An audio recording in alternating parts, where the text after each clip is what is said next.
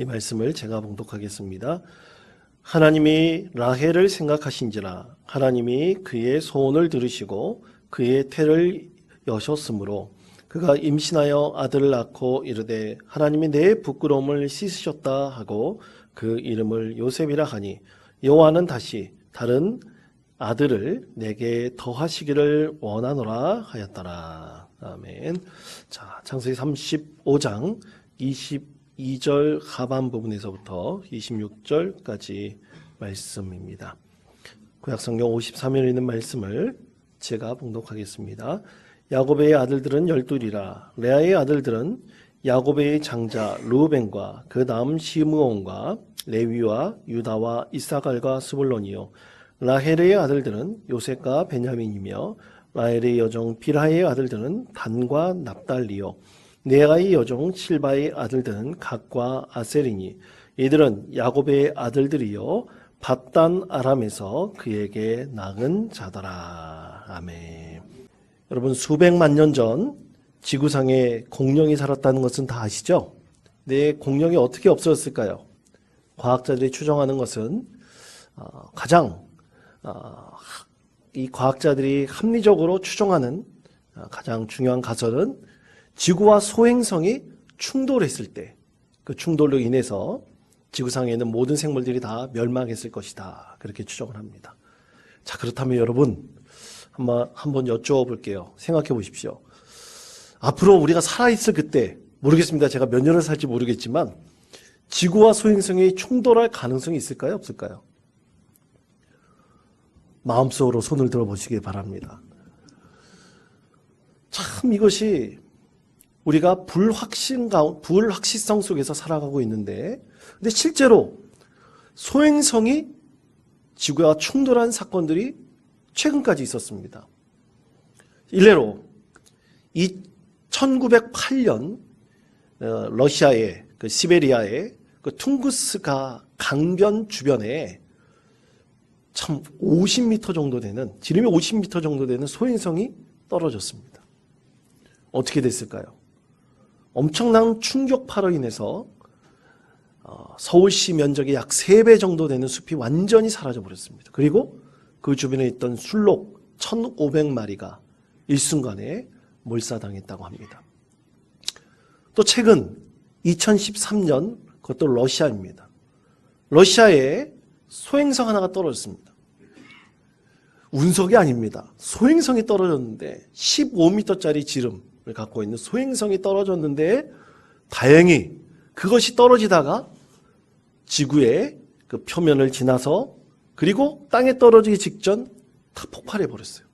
열기에 의해서 견디지 못하고 폭발해 버렸나 봅니다. 그런데 폭발했을 때 그 운석운이라고 하는 그 먼지들이 갑자기 일어났는데 그것으로 인해서 한 1,500명 정도 되는 사람들이 크고 작은 부상을 입었다는 그런 소식이 있었습니다. 여러분, 과연 이런 일이 빨리 일어날까요? 아니면 늦게 일어날까요? 사실 과학자들이 발견한 운석들 중에서 소행성들 중에서 2만 1,000여 개 이상이 지구로 다가오거나 지구를 아주 가까이 지나가거나 아니면 그 중에서 어떻게 방향이 바뀔지 모르지만 지구와 부딪힐 수도 있는 가능성이 있는 소행성들이 있다고 합니다. 그래서 과학자들은 2185년쯤 되면 반드시 이 소행성과 지구가 충돌할 가능성이 있다에 많은 가능성들을 예측하고 있는데요. 최근 우리가 하도 우리나라가 정치권이 지금 어수선해서 이 과학의 뉴스가 참 보도되지 않는데 최근 이것을 극복하려는 한 노력이 있었습니다. 9월 27일 얼마 되지 않았습니다. 미국 나사에서 쏘아올린 다트라는 우주선이 소행성 중 하나인 디모르포스라는 소행성과 충돌하는 실험을 했어요. 그래서 그 충돌을 했을 때 그 충격파로 인해서 소행성의 궤도가 조금만 바뀌면 어떻게 되겠습니까? 지구로 나눠온 소행성이 비껴갈 수 있겠죠. 자, 이 실험 결과 어떻게 됐을까요? 대성공이었습니다. 그 디모르포스라는 소행성과 다 T라는 이 우주선이 충돌하여서 약간의 그 궤도를 벗어나게 했다고 합니다. 앞으로 과학자들과 전 인류가 인류의 번영과 안정을 위해서 서로 연합하고 서로 계획하고 서로 준비하면 이 모든 위기들을 다 극복해 나갈 수가 있습니다. 2185년에 만약 이런 소행성이 지구와 충돌할 가능성이 있다면 지금부터 준비해야 됩니다. 지금부터 계획해야 됩니다. 앞으로 더 많은 소행성들이 지구를 향해 날아올 것입니다. 우리가 지금까지 발견하지 못한 다른 소행성들도 가까이 다가오고 있을 거예요. 그것을 준비하고 또 계획한다면 미리 준비하고 계획하는 그 가운데 반드시 이 지구를 보존할 수 있고 번영시킬 수 있는 그 길이, 그 방법이 분명히 있습니다. 여러분, 오늘 하나님께서 주신 말씀 제목은 야곱에게 12아들을 주시다입니다. 누가 야곱에게 12아들을 주셨습니까? 하나님께서 주셨죠. 하나님께서 야곱에게 12아들을 주셨을 때는 하나님의 계획하심과 하나님의 섭리하심이 반드시 있습니다. 그것이 분명한 하나님의 뜻입니다. 그것을 발견해 나가는 것이 바로 우리의 믿음입니다. 자, 그렇다면 하나님께서 그냥 우연찮게 12아들을 주셨을까요? 아니면 하나님께서 계획하시고 섭리하시는 하나님의 뜻이 있었을까요? 과연 그것이 무엇입니까? 오늘 하나님께서 이 야곱의 12아들을 통해서 무엇을 기대하셨는지 저와 함께 이 말씀의 의미를 우리가 깊이 깨닫고 우리의 삶에 적용하시는 은혜의 성도들 되시기를 바랍니다. 첫째로 하나님께서는 야곱을 민족의 아버지로 삼아 주셨습니다. 자, 창세기 35장 23절에서부터 26절까지 말씀, 이 말씀을 다 같이 한 목소리로 읽겠습니다. 레아의 아들들은 야곱의 장자 르우벤과 그 다음 시므온과 레위와 유다와 이사갈과 라헬의 아들들은 요셉과 베냐민이며 라헬의 여종 비라의 아들들은 단과 납달리요 야의 여종 실바의 아들들은 갓과 아셀이니 이들은 야곱의 아들들이요 밧단 아람에서 그에게 낳은 자더라. 아멘. 자, 하나님께서 야곱에게 12아들을 주셨습니다. 너무도 귀한 아들들입니다. 근데 하나님께서 그 이름에 맞게 12아들을 주신 그 이름에 맞게 성장하도록 하셨습니다. 그리고 그 12아들이 야곱이라는 한 사람을 통해서 한 가족으로 끝나지 않고 한 민족을 이루게 하셨습니다. 참으로 놀라운 하나님의 축복과 하나님의 은혜입니다. 그럼 여기서 한 가지 궁금한 것이 있습니다. 그러면 아브라함은 과연 어떤 사람입니까? 아브라함이 민족의 조상 아닙니까? 아닙니다. 아브라함은 모든 족속, 모든 민족의 아버지 되게 하셨고요. 하나님께서 야곱은 오직 하나님께서 선택하셔서 하나님께서 축복의 통로를 삼으시는 이스라엘 민족의 아버지가 되셨습니다. 다시 말해 이것을 분명히 말한다면 하나님께서 아브라함이 아니라 야곱이라는 한 사람을 통해서 그의 믿음의 정체성을 그의 모든 자녀들, 후손들에게 이어받게 하시고 그리고 야곱의 믿음이 모든 후손들에게 전해져서 수백 년이 지난 다음에 하나님께서 축복의 통로로 삼으시는 이스라엘 민족이 되게 하셨다는 것입니다. 여러분, 참으로 이것은 하나님의 귀하고 놀라우신 뜻입니다. 아브라함에게 주신 믿음은 보편적인 하나님에 대한 믿음이라고 한다면 이 야곱은 특별히 이스라엘 민족을 위한 이스라엘 민족 가운데 계획하시고 섭리하신 하나님의 뜻을 이어받아서 그 민족을 번창하게 하시고 자라나게 하셔서 나중에 하나님을 믿고 섬기는 민족이 얼마나 복을 받고 은혜를 얻는지를 하나님께서 보여주시기 위해서 이스라엘 민족 그 조상으로 야곱을 선택하신 것입니다. 여러분, 이처럼 하나님의 계획하심과 섭리는 아주 오래전부터 오래된 하나님의 뜻 안에서 반드시 이루어지고 있습니다. 이것을 아는 것이 바로 우리의 믿음이죠. 여러분, 역사란 무엇인가라는 책은 많은 사람들이 이 역사를 알 때 꼭 추천받는 책입니다. 근데 이 역사가 이에치카의 역사란 무엇인가라는 책이 굉장히 많은 사람들에게 필독서로 추천되는 이유 중에 하나는 그가 역사가 계속해서 수레바퀴처럼 반복되고 있다는 것을 증명해냈기 때문입니다. 이 책은 두 가지로 요약이 될 수 있습니다. 하나는 역사는 진보한다는 거예요. 그래서 역사는 기존 체계에 도전하는 혁신적인 사람들에 의해서 역사가 계속해서 진보한다는 것이고, 두 번째로는 역사는 과학이라는 것입니다. 여러분, 과학은 뭡니까? 과학은 실험을 통해서 그 실험 가능한 가설을 통해 예측해서 실제 실험 가운데 증명되는 것입니다. 그것이 과학입니다. 그럼 역사란 어떻게 과학이 될 수 있는가? 그것은 현재 우리에게 일어나는 사건, 그 한 사건이 일어났을 때 그 사건의 과거와 현재에 이르기까지 그 전후의 맥락과 여러 가지 수많은 작은 사건들이 하나로 얽혀져서 지금 그 사건이 일어난다는 거예요. 그냥 일어난다는 것이 결코 아니라는 말입니다. 그래서 그것을 역사도 반드시 수레바퀴처럼 일어난다는 것을 과학적으로 증명한 책이 바로 역사란 무엇인가라는 책입니다. 자, 이런 관점에서 봤을 때 그 역사를 그가 밝힌, 이에치카가 밝힌 그 역사의 수레바퀴 가운데에서 어떤 사건이 그 전후의 인과관계와 맥락 가운데 이루어진다는 것을 오늘 말씀 가운데 정의해 본다면 하나님께서 계획하시고 섭리하신 것이 과연 무엇일까요? 그것은 하나님께서 아브라함을 통해서 모든 민족의 아버지 되게 하셨지만 특별히 야곱을 통해서 한 민족, 하나님을 잘 섬기는 한 가정으로 끝나는 것이 아니라 그 가정이 축복의 통로가 되는 민족을 이루시겠다는 하나님의 커다란 계획과 섭리 가운데서 크고 작은 여러 가지 일들을 하나님께서 일으키시고 그리고 그 사건을 통해서 큰 하나님의 뜻을 이루셨다는 것입니다. 그래서 여러분, 이런 관점으로 본다면 야곱이 형 에서를 시기하여 질투하여 장자권을 뺏은 것, 그냥 한 사람의 못된 행동으로 볼 수 없습니다. 또 그가 외삼촌 라반의 집에서 20년 동안 종사를 했던 것, 참 많은 고생을 하고 종처럼 부림을 받았을 때 그를 겸비하게 했던 것은 다 하나님의 계획하심과 인도하신 가운데 있다는 것입니다.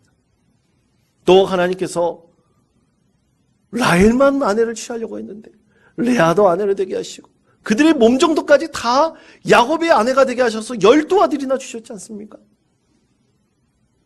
그것도 다 하나님께서 이 야곱을 통해서 한 민족을 이루시겠다는, 그리고 하나님을 잘 섬기는 믿음의 가정이 민족이 되어서 큰 축복의 통로가 되겠다는 그 하나님의 계획과 섭리를 이루시기 위해서 모든 것들을 하나님께서 실행하도록 하신 것입니다. 그러므로 사랑하는 성도 여러분, 우리가 원통교회 성로된 것도 하나님의 계획하신 가운데 있습니다. 우리가 예수님을 만난 것도 하나님의 계획하신 가운데 있습니다. 우리가 사랑하는 사람을 만나서 아름다운 가정을 이루게 하신 것도 하나님의 계획과 섭리 가운데 있습니다. 혹시 옆에 아내와 남편이 같이 앉아있다면 한번 얼굴을 한번 보십시오. 수십 년 동안 살아가고 있는 그 가정은 하나님의 뜻하시고 하나님의 인도하신 가운데 분명히 있습니다. 그것을 생각하신다면 싸우지 마십시오. 그것을 생각하시면 믿음 가운데 서로를 위해서 기도하십시오. 그렇다면 하나님께서 야곱을 통해서 그의 믿음, 너무나 부족한 사람 아니었습니까? 그를 통해서 12아들을 주시고 그 12아들을 참으로 복 주셔서 한 민족을 이루게 하신 것.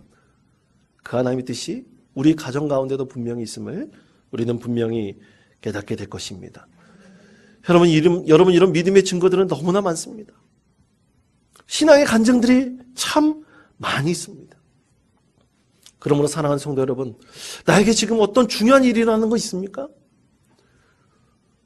이것이 나에게 이득인가 나쁜인가 따지지 마시고 그 전후 맥락에 하나님께서 여러 가지 맥락들을 일으키시고 그 사건을 일으키실 때, 여러 가지 작은 사건을 일으키실 때 그것이 과연 하나님의 계획하심과 인도하심이 무엇인지를 한번 묵상해 보십시다. 그러면 하나님께서 그 가운데 반드시 믿음으로 깨닫게 하시는 계획과 섭리가 분명히 있음을 알게 됩니다. 그것이 이제 나에게는 큰 기쁨이고 하나님의 은혜의 선물이 될 수가 있습니다. 두 번째로 하나님께서는 야곱의 12 아들을 12지파가 되게 하셨습니다. 참 이것도 하나님께서 크신 축복입니다. 여러분, 우리가 35장 22절 하반 부분에서부터 26절까지 말씀 가운데 야곱의 12 아들들의 이름을 함께 읽었습니다. 그 12아들의 이름들에 다 의미들이 있습니다. 근데 하나님께서는 이 12아들의 이름을 직접 지어주시고 그 12아들의 그 이름에 걸맞게 한 가정의 가문을 이루도록 하셨습니다. 그래서 오늘날로 따져본다면 우리나라의 김씨, 박씨, 이씨 가문을 이루게 하시고 또 특별히 고씨 가문은 주로 어디에 있습니까? 제주도에 있지 않습니까? 그것처럼 하나님께서 그 믿음의 가정을 어떤 이스라엘의 한 지역에 살게 하시고 그 12 자녀들이 한 지파 가문을 이루어서 그 지역에서 번영하도록 하셨습니다. 그리고 그 지역에서 번영한 이 믿음의 12 아들들의 가문들이 연합하여서 하나님의 뜻을 이루도록 하셨습니다. 하나님의 계획하심과 섭리하신 가운데 다 있습니다. 그런데 놀라운 것은요, 여러분, 이 12 아들들이 성경을 보십시오. 성경을 보시면 이 12 아들들이 단 한 명도 어긋남이 없이 누구를 따랐습니까? 야곱을 따라서 하나님을 믿었습니다. 믿음의 유산을 다 이어받았습니다. 그런데 여러분, 이삭의 아들 에서를 보십시오. 에서는 참 안타깝게도 믿음의 유산을 이어받지 못했습니다. 이삭의 두 아들 중 하나들 야곱에게만 믿음의 유산이 이어받게 됐고요. 그리고 동일하게 12 아들 모두에게 믿음의 유산이 이어졌고 그것이 요셉을 통해서 꽃피우게 됐으며 그리고 하나님께서 수백 년 지난 다음에 이스라엘이 하나가 되어서 12지파가 연합한 이스라엘이라는 민족을 이루게 하셨습니다. 한 가정이 이룬 것이 아니라 연합하여 합력하여 하나님의 뜻을 온전히 이루게 하신 것입니다. 그러므로 사랑하는 성도 여러분, 중요한 것은 우리가 무엇을 따라야 될 것인가? 믿음의 유산을 어떻게 이어져야 될 것인가? 그것이 가장 중요합니다. 탈무드에 보면 한 시골에 사는 부자 아버지와 아들의 이야기를 말하고 있는데요. 이 아버지는 굉장히 부자였었나 봅니다. 그래서 아들을, 참 귀한 아들, 이 지혜롭고 똑똑한 아들을 공부를 잘 시켜서 참 능력 있는 사람으로 키워나가기 위해서 예루살렘으로 유학을 보냈어요. 아들도 아버지의 뜻에 순종하여 예루살렘에 가서 열심히 공부하고 있었습니다. 그런데 이 부자인 아버지가 그만 병에 들게 되었어요.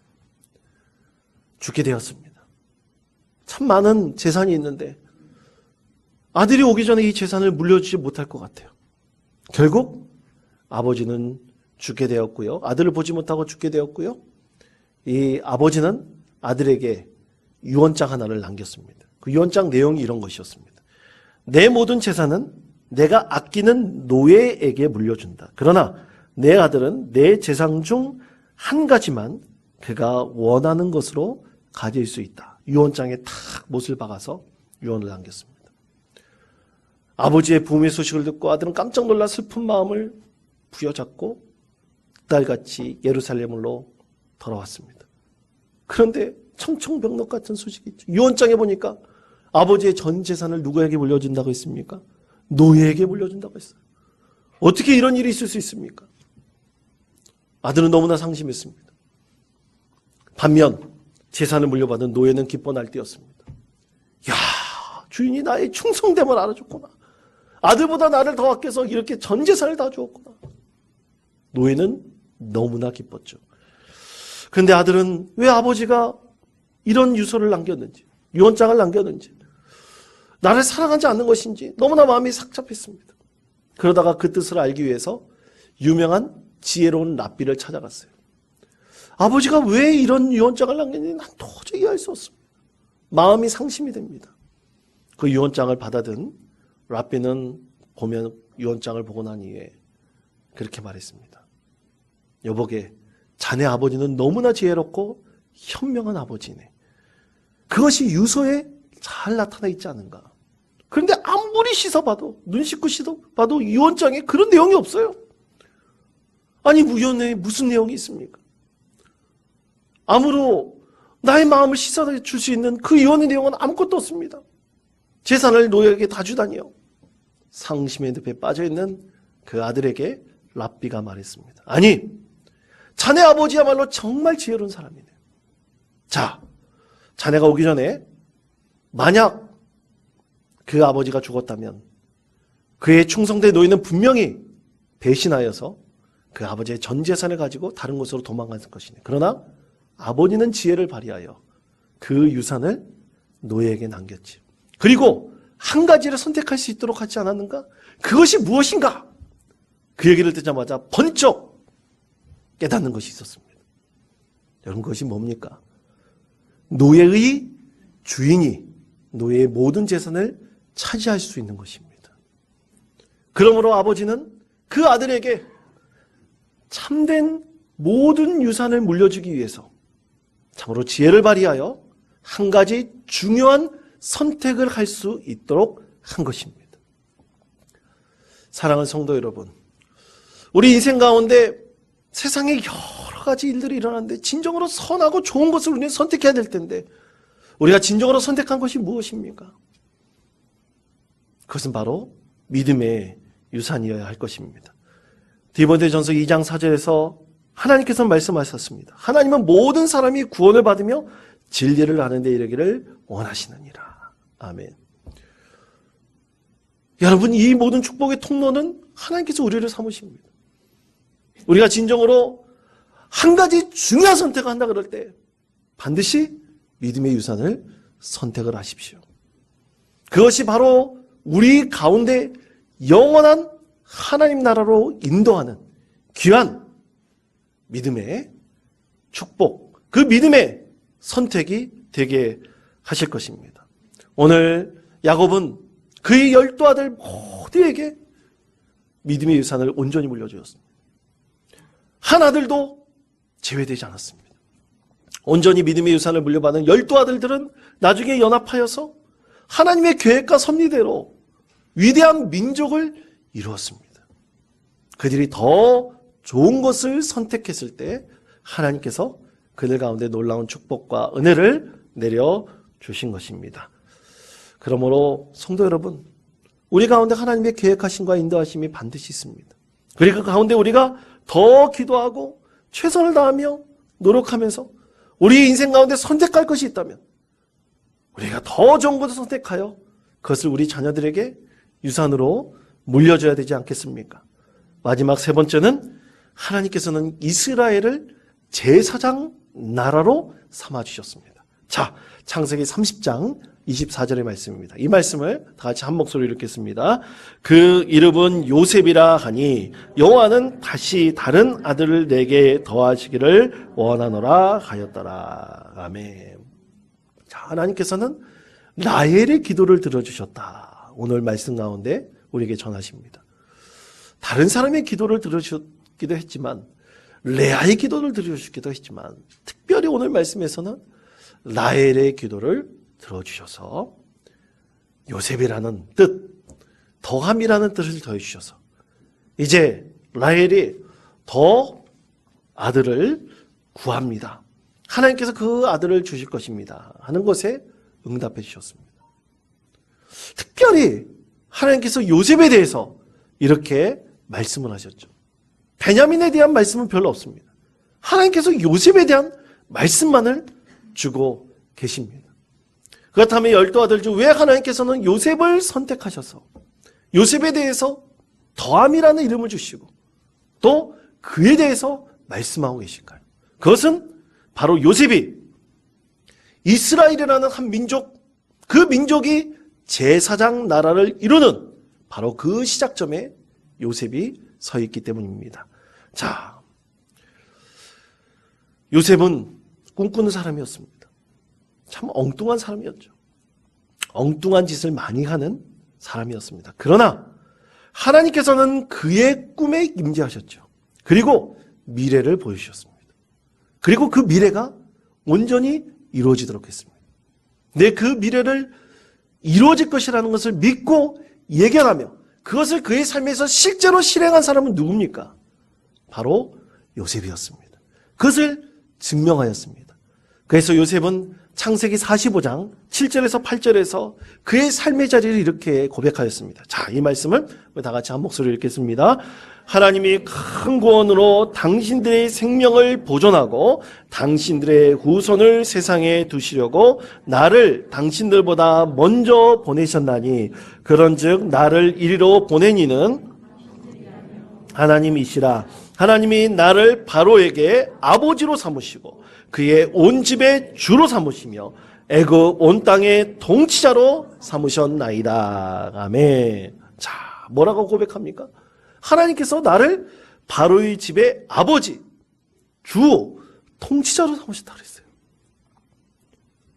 이 모든 것이 하나님의 계획과 섭리 가운데 있다는 것을 깨달은 요셉은 바로 하나님께서 이 야곱의 12아들들을 참으로 놀라운 믿음의 가문으로 성장케 하시고 또 그 가문들을 다 영합하여서 하나님의 큰 구원으로 애굽 속에서 한 민족을 이루도록 그리고 제사장 나라를 이루도록 요셉을 사용하신 것입니다.